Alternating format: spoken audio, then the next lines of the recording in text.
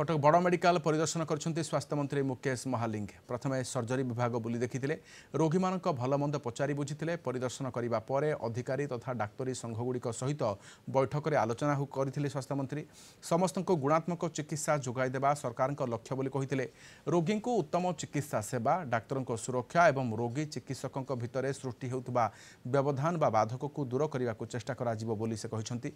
SCB संप्रसारण बा AIIMS plus प्रकल्प संपर्क में अधिकारी मान सहित आलोचना चली ए प्रकल्प को अनुध्यान करा जाउछि खाली पड़िथिबा डाक्तरी पदवी एवं दीर्घ दिन धरी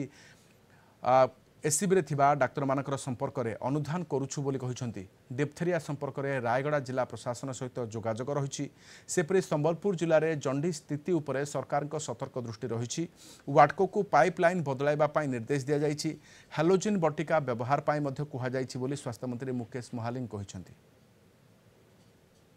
क्वालिटी हेल्थ फॉर ऑल ई कॉन्सेप्ट रे एवं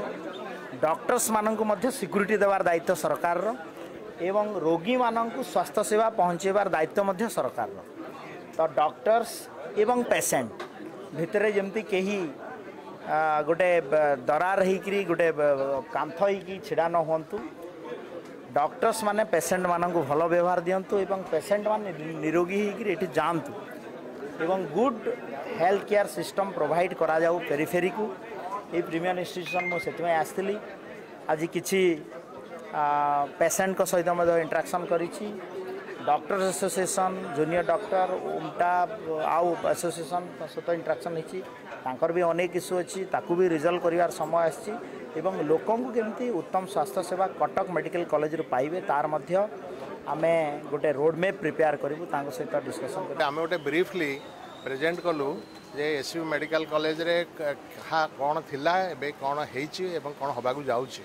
the past present and future of SCB medical college present कलु एवं सेतरे बहुत गुटे पॉइंट आमे डिस्कशन करिछु टच करिछु सेथुरु तांकर जो पॉइंट रे डाउट थिला से ताको क्लैरिफाई कले एवं अनेक गुटे सॉल्यूशन मध्य देले केमती सॉल्यूशन करा जाय परिबो एवं जो म्यूचुअल डिस्कशन बहुत भल थिला